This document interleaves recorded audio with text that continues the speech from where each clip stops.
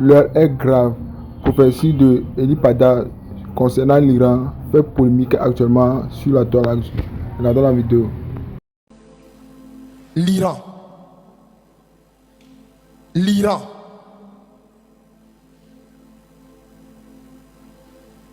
Cette année, l'Iran va donner du fil à retordre au monde. Oh, il ne m'écoute pas. Il ne me croit même pas. Je n'ai pas besoin qu'il me croie. Je leur annonce ce que je suis en train de voir. Le Seigneur, en esprit, m'a donné de voir l'année 2023. Et c'est ça que je suis en train de vous dire. Depuis que je parle, c'est ça que je suis en train de vous dire. L'Iran va donner du fil à retordre au monde. J'ai dit quoi? L'Iran va donner du fil à retordre au monde. N'oubliez pas ça. L'Iran. Cette année 2023, l'Iran sera dans la bouche de beaucoup de personnes. Les gens vont réfléchir sur le cas iranien.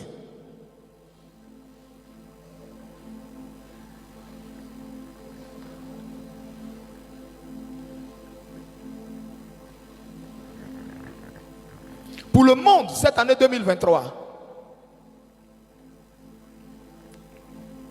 les nouvelles, les choses que l'esprit m'a donné de voir ne sont pas intéressantes. C'est comme une bombe qui a explosé. Une bombe d'après eux. Une bombe qui a touché une centrale nucléaire.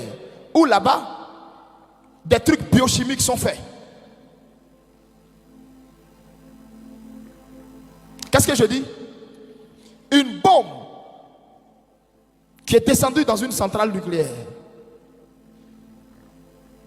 Je vois les nations sont en alerte.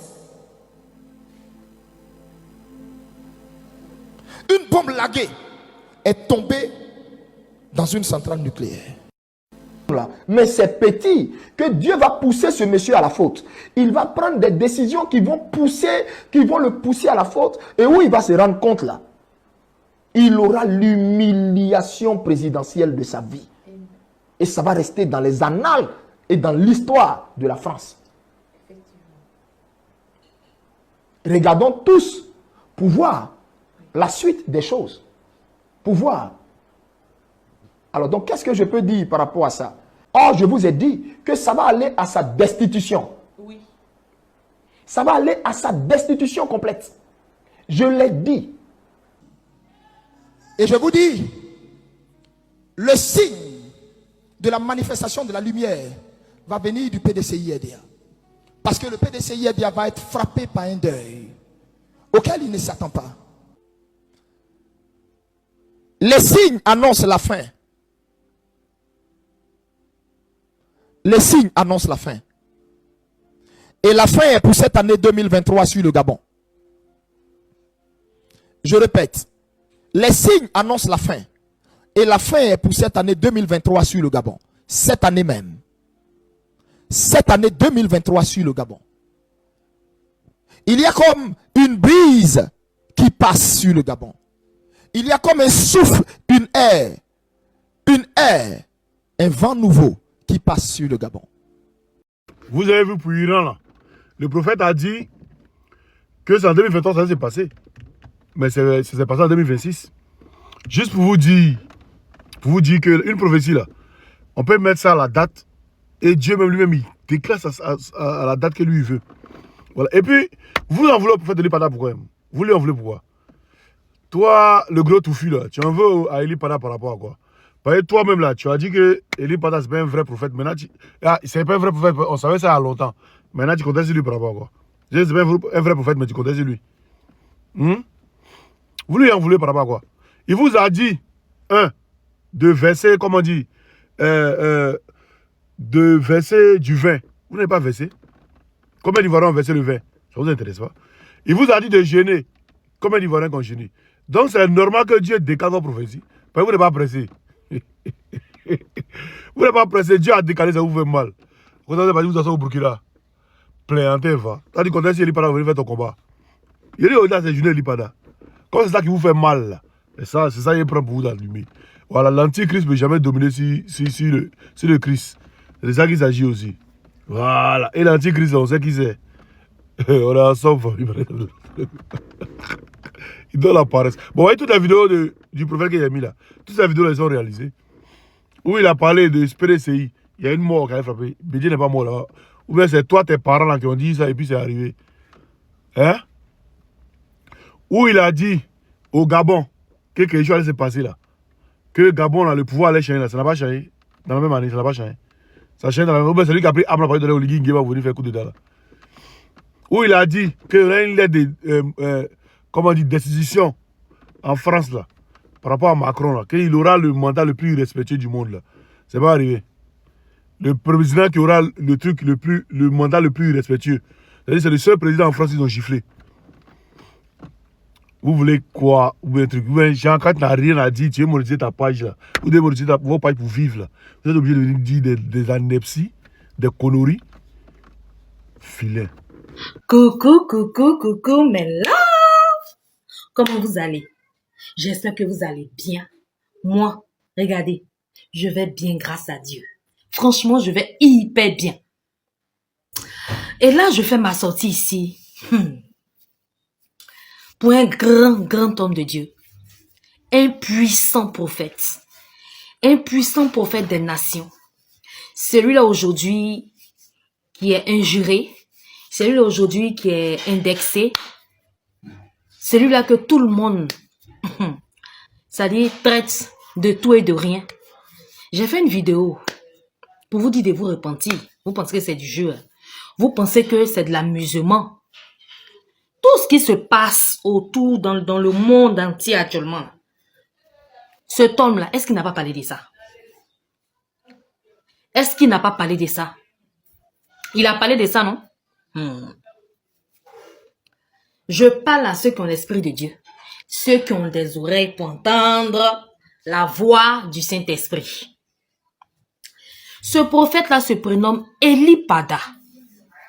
Cet homme-là, je dis aujourd'hui, je crois en son ministère. Et que tout ce qu'il a révélé comme prophétie, j'y crois. Parce que je suis en train de vivre. C'est-à-dire, Dieu a commencé à toucher autour. Avant de rentrer même en Côte d'Ivoire. Je sors ici pour vous demander de vous repentir sérieusement. Pour ranger votre vie. Votre intimité avec le Seigneur. Parce que les temps sont graves.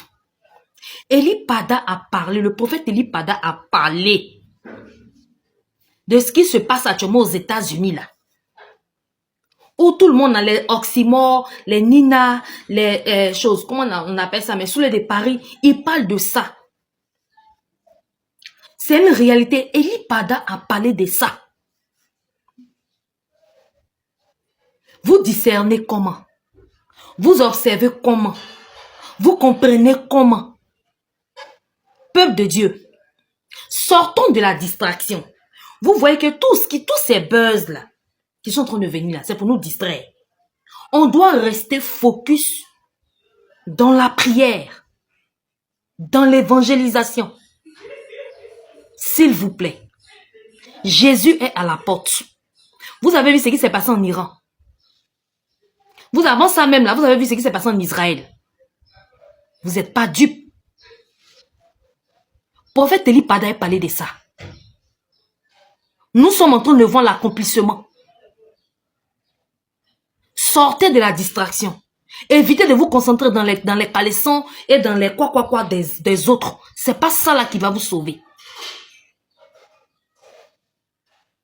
En tout cas, prophète Eli Pada, tu as tout mon respect. Tu as tout mon respect. Quel que soit le temps que ça va prendre, moi, il y a le regard fixé sur Dieu. Je prie pour ma famille.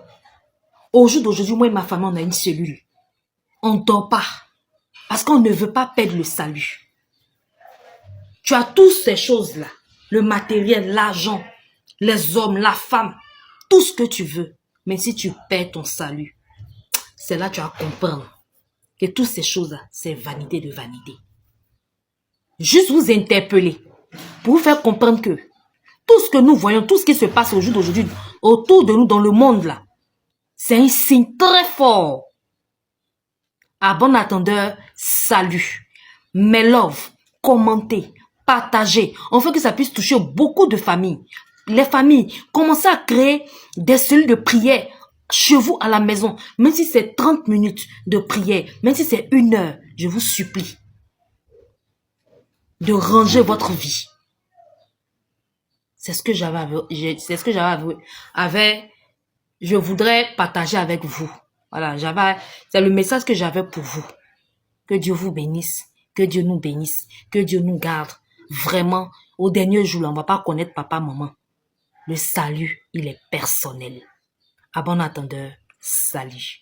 Que Dieu vous bénisse. Bye. La guerre échappe aux impérialistes israélo-américains. On dit souvent qu'on sait comment commence une guerre, mais on ne sait pas comment elle finit. Ce que nous observons depuis maintenant 3 jours au Moyen-Orient, dans le duel entre la coalition occidentale dirigée par Israël et les États-Unis et la République islamique d'Iran, ce que nous observons, c'est un véritable combat entre David, le petit David, et Goliath, l'immense, le grand Goliath. Dans la métaphore biblique, eh bien, David, qui défendait le peuple d'Israël à cette époque-là, eh bien, s'engage à affronter un géant philistin, qui s'appelait Goliath. Goliath est armé d'un javelot, il est armé d'un bouclier, il a pratiquement 3 mètres de taille, il doit faire pratiquement 200 kilos de muscles sans graisse. Le géant Goliath se dresse devant le petit David, qui lui, vêtu de peau de berger, a simplement dans les mains un petit lance-pierre.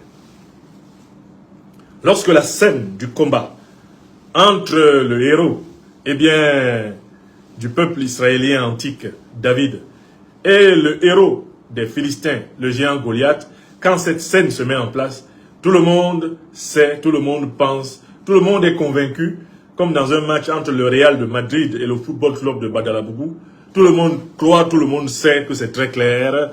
Eh bien, tout naturellement, David va se prendre une pâtée, David va se faire écraser. On voit vraiment cela comme l'organisation d'un combat de boxe entre un poids lourd du style Mike Tyson au sommet de sa forme et un combattant de poids plume. Si vous-même vous prenez le meilleur des combattants de poids plume et puis vous l'envoyez boxer contre un combattant de poids lourd, vous avez organisé un homicide. Donc, sur la ligne de départ, lorsque les États-Unis, avec leur immense armada et leur patron, parce que Israël c'est le patron des États-Unis, hein, leur petit patron Israël, parce que paradoxalement, la relation israélo-américaine est une relation perverse. C'est le petit qui commande le grand. Parce qu'en fait, c'est le lobby juif américain qui contrôle la politique américaine. C'est le lobby israélo-américain là qui contrôle la politique américaine. Il s'ensuit que le petit État d'Israël que vous voyez là, il est le patron des États-Unis. C'est une alliance dans laquelle, en réalité, le mari, ce n'est pas celui qu'on croit. Le mari n'est pas celui qu'on croit dans cette alliance-là, entre ces deux-là. Il y a le top et puis il y a le bottom dans cette alliance perverse. Et celui qui est au-dessus, eh bien, c'est en réalité Israël. C'est Netanyahou qui donne des ordres à Trump. J'ai donné une conférence il y a quelques heures pour vous expliquer la complexité de la relation entre Bibi Netanyahou, alias Satanyahou, et Donald Trump. En réalité, Donald Trump est tenu à travers le dossier Epstein, et ce sont les espions du Mossad israélien qui ont les dossiers chauds, qui ont le macabre de Donald Trump. Voilà pourquoi, grâce à ce dossier Epstein, eh bien, Bibi Netanyahou tient Trump. Israël tient Trump. Et c'est Israël qui a amené Trump à la guerre. Littéralement, comme on amène un bouc récalcitrant pour l'égorger. Trump ne voulait pas faire cette guerre. Il ne l'aurait pas faite s'il n'était pas, en réalité, otage d'Israël, s'il n'était pas pris dans le chantage d'Israël, Israël qui détient sur Trump des dossiers brûlants, notamment comme ceux de l'affaire Epstein. Bon. En tout cas, sur la ligne de départ, il y a 2 jours, la coalition israélo-américaine, qui plus est soutenue par tous les autres pays de l'OTAN, à l'exception peut-être de la Turquie, à l'exception peut-être de l'Espagne, qui ont marqué leur réticence. La Turquie est membre de l'OTAN, hein, mais elle a marqué beaucoup de réticence. Elle a exhorté les États-Unis et Israël à ne pas attaquer l'Iran. De la même façon, l'Espagne a refusé que les États-Unis utilisent son territoire pour attaquer l'Iran, même pour combattre contre les Palestiniens. Ce sont des choses qu'il faut souligner. Le Premier ministre espagnol et le président turc Recep Tayyip Erdogan, qui sont pourtant à la tête de pays membres de l'OTAN, ont refusé que leur territoire serve de manière explicite de point de départ pour attaquer les Palestiniens ou pour attaquer les Iraniens. Mais qu'est-ce que je veux dire? Sur la ligne de départ, tout le monde était presque sûr que en une journée, voire en deux, pas plus, les États-Unis allaient écraser l'Iran. Qui plus est avec le soutien d'Israël, Israël dont l'armée est présentée comme invincible, selon une certaine propagande qui date de la période de la guerre du Yom Kippour en 1973 contre plusieurs pays arabes, eh bien, a priori, le match était plié. Les États-Unis et Israël étaient dans la position du Real, et l'Iran était dans la position de Football Club de chez moi à Badalabougou. Ok, d'accord. Très bien. Sauf que quand le match a commencé, on s'est rendu compte que, en fait, la coalition américano-israélienne, et c'est une coalition qui est un géant au pied d'argile, c'est un véritable Goliath.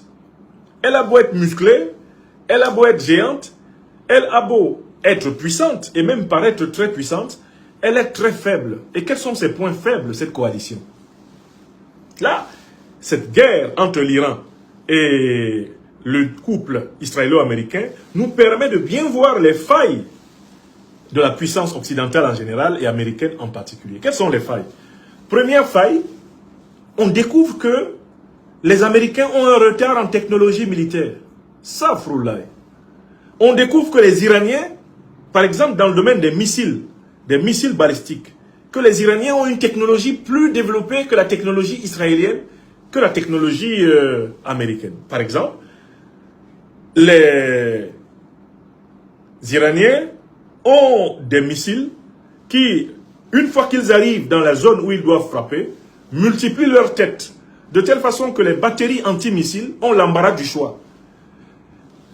Le missile part, il est un, il voyage sur 1000 km. Quand il arrive à l'endroit où se trouvent ses cibles, le missile se diffracte en une vingtaine, une quinzaine, parfois même une cinquantaine de petits missiles qui s'éparpillent dans l'espace. Or, le fameux dôme de fer, le système antimissile américain, il est fait pour frapper un missile à la fois dans une zone relativement limitée. Donc, ce système se retrouve débordé, pris au dépourvu, parce que quand les missiles iraniens arrivent, on croit qu'il y en a un, mais au moment où il arrive vers sa cible présumée, il se démultiplie en une vingtaine, une trentaine, une cinquantaine de missiles. Il s'éparpille dans plusieurs directions et la défense antimissile est obligée de choisir seulement un ou deux de ces nombreux missiles qui pleuvent. Tous les autres passent. Donc, lorsque par exemple, un missile iranien arrive et qu'il se démultiplie en 20, en 30, en 40 petits missiles, la barrière antimissile américaine ou israélienne parvient seulement à éliminer 2 ou 3 de ces missiles. Il y en a 37 qui passent, il y en a 47 qui passent, il y en a 17 qui passent. Ce qui produit des dévastations énormes. Des dévastations énormes. Comparées à celles que les Iraniens subissent de la part des Israéliens et des Américains. Premier point, le retard technologique américain, le retard technologique israélien, cela remet complètement en cause l'illusion dans laquelle on était, que l'Amérique était encore vraiment la toute première puissance militaire et technologique du monde. Ce n'est plus véritablement le cas. Deuxième élément qu'on découvre, avec la faiblesse de la coalition américaine, ce qu'on découvre, c'est que la supériorité aérienne américaine, qui est supposée être écrasante, une supériorité aérienne et une supériorité maritime, grâce notamment aux porte-avions qui sont en croisière, accompagnés de navires protecteurs, cette supériorité aérienne et maritime, eh bien, américaine, elle est limitée par la vulnérabilité. La vulnérabilité des pilotes et la vulnérabilité des navires de guerre américains. J'ai écouté tellement de reportages sur l'affaire que j'ai fini par, à mon avis, découvrir le point faible de toute l'armada américaine. Le point faible de toute l'armada américaine, c'est qu'elle est dépendante de systèmes de radar. Elle est dépendante de systèmes de radar qui permettent non seulement d'identifier correctement l'ennemi pour le frapper, mais qui permettent aussi, tout naturellement, de se protéger des attaques de l'ennemi. Or, qu'est-ce qui se passe lorsque vous avez face à vous une puissance comme celle de l'Iran qui est capable de brouiller vos radars? C'est-à-dire de faire que les radars qui sont sur les navires américains ne voient plus. Les radars qui renseignent les avions américains ne voient plus. Les radars satellitaires qui sont supposés renseigner les troupes américaines au sol ne voient plus. L'Iran a manifestement acquis la capacité de rendre les navires américains aveugles, de rendre les avions américains aveugles, de rendre les radars américains aveugles. Et l'Iran a repéré les principaux radars américains au sol au Moyen-Orient et est en train de les détruire les uns après les autres en utilisant sa stratégie de pluie de missiles. La stratégie de pluie de missiles. Donc voilà un deuxième point. La toute-puissance aérienne, la toute-puissance navale américaine est contrecarrée par le brouillage radar iranien. Les Iraniens ont rendu les navires et les avions américains aveugles. Rien que hier, ils en ont abattu 3. Ils ont abattu 3 avions américains. Et ils sont pratiquement en train d'endommager plus de 10 navires de guerre américains. Au point que le célèbre porte-avions américain, le Lincoln, est désormais menacé. Et la quasi-totalité des bases militaires américaines sont en train d'être déménagées. Les soldats américains sont en train de décamper de toutes les bases qu'ils occupaient parce que la stratégie de la pluie de missiles, doublée par l'aveuglement du système radar américain, rend difficile la défense des positions. Vous avez entendu l'ordre qui a été donné par les États-Unis d'Amérique à l'ensemble des citoyens américains de plus de 14 pays du Moyen-Orient de partir. C'est du jamais vu. Jamais les États-Unis n'ont appelé les citoyens américains dans 14 pays, dans toute la région du Moyen-Orient, de partir. C'est bien là un aveu d'impuissance. C'est parce que Donald Trump reconnaît qu'il n'est pas capable de protéger les troupes américaines. Il n'est pas non plus capable de protéger les populations civiles américaines au Moyen-Orient qu'il sonne la retraite. Et ça, c'est le deuxième point faible sur lequel l'Iran est en train de gagner la guerre. Il y a un troisième point faible. Il y a un troisième point faible de la coalition américano-israélienne. C'est que c'est une coalition qui est incapable de descendre au sol. C'est-à-dire d'envoyer des fantassins sur le sol iranien. Parce que l'expérience qu'elle a eue, cette coalition, lors de la guerre du Vietnam, l'expérience qu'elle a eue lors de la guerre, en Afghanistan, lors de la guerre d'Irak, l'expérience qu'elle a eue même lors de la guerre en Somalie, c'est une expérience extrêmement négative. Les troupes américaines ne descendent plus au sol, depuis qu'elles savent que quand elles descendent au sol, elles n'ont plus de supériorité systématique sur l'ennemi, et elles sont confrontées à un ennemi qui, au niveau moral, au niveau psychologique, est énormément plus déterminé que les joueurs de PlayStation de l'armée américaine. Donc, on voit qu'il y a bien là une troisième faiblesse. Les États-Unis se contentent jusqu'ici d'une campagne de bombardement aérien, de bombardement à distance, parce que en projetant des troupes au sol, ils vont se retrouver dans une situation de corps à corps avec les gardiens de la révolution.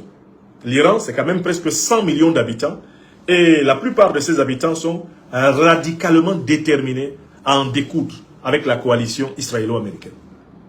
Si les États-Unis descendent au sol, les pertes en hommes seront tellement sévères que l'opinion américaine va se retourner contre Donald Trump et ce sera un nouveau Vietnam, une nouvelle désillusion.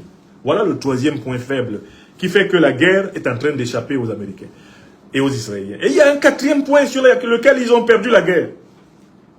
Ils ont perdu la guerre sur le terrain médiatique. Observez bien ce qui se passe. Ils ont perdu la guerre sur le terrain médiatique. La quasi-totalité des réseaux sociaux mondiaux sont inondés de communication en faveur de l'Iran. Et ça, l'Iran n'a payé personne pour cela. Regardez simplement, par exemple, les réseaux sociaux africains. Dans la plupart des pages Facebook, YouTube, TikTok, que l'on peut regarder ici en Afrique, la plupart des internautes africains sont friands des informations sur les victoires symboliques de l'armée iranienne contre les États-Unis et contre Israël. Il y a des images des frappes américaines contre l'Iran. Il y a des images des frappes américaines et israéliennes contre l'Iran. Elles existent. Mais ce ne sont pas les images les plus partagées. Oui, vous qui m'écoutez, vous êtes maintenant près de 20 000 personnes au total. Quand vous allez sur Internet, vous voyez une image, comment les Américains ont bombardé, je ne sais pas, telle ou telle installation en Iran. Puis vous voyez une autre image, comment les Iraniens viennent de bombarder telle ou telle installation en Israël, ou viennent de détruire un camp militaire américain. Quel est votre réflexe? Est-ce de diffuser l'information qui montre l'Iran en position de faiblesse, ou de diffuser l'information qui montre les États-Unis et Israël en position de faiblesse? Le réflexe mondialement le plus répandu, c'est de mettre en valeur les images de la faiblesse américaine et israélienne. Pourquoi? Parce que le monde en a marre de ces criminels. Le monde a marre des crimes impérialistes américains et israéliens. Ils ont passé toutes les limites. Ils ont franchi toutes les lignes rouges. Plus personne ne peut honnêtement supporter ces gens. Donc, tout ce qui leur arrive sur le théâtre d'opération, en termes de défaite, la moindre égratignure qu'ils subissent réjouit la planète tout entière. Voilà pourquoi sur le terrain de la communication, les États-Unis et Israël ont perdu la guerre. Parce que l'opinion mondiale ne retient que les coups qui leur sont portés. L'opinion ne regarde même plus les coups qu'ils portent. Les coups qu'eux ils portent là, à l'Iran, et qui sont des coups terribles. L'opinion dit, ça fait partie du sacrifice. Mais ce qui intéresse l'opinion, c'est les coups que l'Iran, les coups extraordinaires que l'Iran porte aux États-Unis et à Israël. Et ces coups, aucune puissance au Moyen-Orient, aucune puissance au Moyen-Orient, aucune puissance même au monde, n'avait réussi à frapper de manière aussi systématique et générale les États-Unis et tous leurs vassaux du Moyen-Orient. Jamais cela n'était arrivé. Jamais cela n'était arrivé. Donc, défaite médiatique américano-israélienne. Voilà. Voilà ce qui fait donc que la guerre leur échappe. Enfin, il y a un cinquième domaine dans lequel la guerre leur échappe. Israël et les États-Unis ont perdu le soutien même de toutes les institutions internationales dans lesquelles ils ont encore le droit de veto. L'ONU, même l'ONU a été contrainte de se déclarer contre Israël et les États-Unis. La Cour internationale de justice, la Cour pénale internationale qui recherche Benjamin Netanyahou ne peut plus soutenir Israël. Donc sur le plan diplomatique, les États-Unis et Israël sont désormais les parias des relations internationales. D'ailleurs, Donald Trump a dit que pour lui, le droit international n'existe plus. Et par là, il est rejeté de toute humanité civilisée. Tout être humain qui vous dit qu'il ne faut pas qu'il y ait du droit international, eh bien, c'est un barbare, c'est un sauvage. Il n'est pas digne de vivre dans l'humanité. Car le droit international, c'est le minimum requis. Même quand ce droit est injuste, même quand ce droit est imparfait, il est nécessaire qu'il y ait du droit international pour que nous, les êtres humains, nous ne vivions pas comme des bêtes sauvages. Sans le moindre droit international, l'espèce humaine retourne complètement dans ce que Thomas Hobbes a appelé l'état de nature. Où homo homini lupus, l'homme est un loup pour l'homme. Donc, les États-Unis et Israël sont devenus les parias des relations internationales. L'ancien Premier ministre français Dominique de Villepin soulignait que les États-Unis et Israël vont regretter d'avoir piétiné, d'avoir bousillé et bafoué le droit international. Car désormais, le monde entier considérera qu'on peut leur porter tous les coups, que tous les coups sont permis contre eux. Ils ont ouvert la boîte de Pandore. Ils ont ouvert un immense boomerang contre eux. Plus personne ne peut les couvrir. Vous voyez même la peine dans laquelle se trouvent les alliés européens traditionnels des États-Unis. Bien souvent, quand les États-Unis agressent un pays innocent, les puissances occidentales, en général, les Européens se rangent mécaniquement derrière les États-Unis. Mais là, c'est un soutien mou. C'est un soutien mou. Parce que comment soutenir Trump, qui, il y a à peine un mois, voulait arracher le Groenland? Les Européens se souviennent que ce type-là s'est levé un matin, il a dit qu'il veut prendre le Groenland. C'est le même type qui est en train d'attaquer l'Iran. Comment peuvent-ils espérer, les Américains et les Israéliens, avoir un soutien véritable des Occidentaux, alors même qu'ils ont menacé les Occidentaux de les exproprier de leur territoire, alors même que l'Occident est en réalité une colonie militaire américaine. L'Occident est militairement occupé par l'armée américaine. Vous pensez que tout cela va sans ressentiment? Vous pensez que les Allemands qui naissent, qui grandissent, qui vivent là, ils sont contents de voir leur pays toujours sous occupation militaire américaine, 70 ans après la Deuxième Guerre mondiale? Vous pensez que ça les amuse? Ça ne les amuse pas du tout. Il y a un ressentiment anti-américain.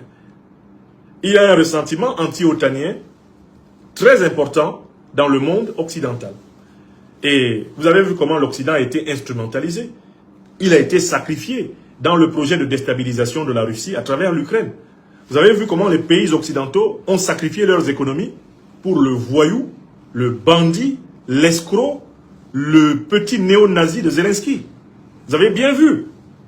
Donc l'Europe a tellement été humiliée par les États-Unis. Elle a été tellement piétinée par les États-Unis, sans oublier toutes les moqueries personnelles que Trump a infligées aux principaux dirigeants européens, à commencer par, eh bien, le très incompétent Macron. Donc il n'y a même pas cette solidarité diplomatique mécanique, ce grégarisme traditionnel des Européens derrière les Américains, ils ne l'ont plus. Enfin, je viens à la 6e raison pour laquelle la guerre leur échappe. L'opinion américaine est majoritairement contre la guerre. L'opinion américaine est majoritairement contre la guerre et l'opinion israélienne est majoritairement contre la guerre.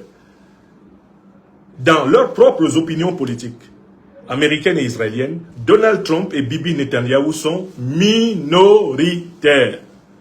Voilà pourquoi leur défaite au Moyen-Orient va se retourner en un règlement de compte en politique intérieure contre eux.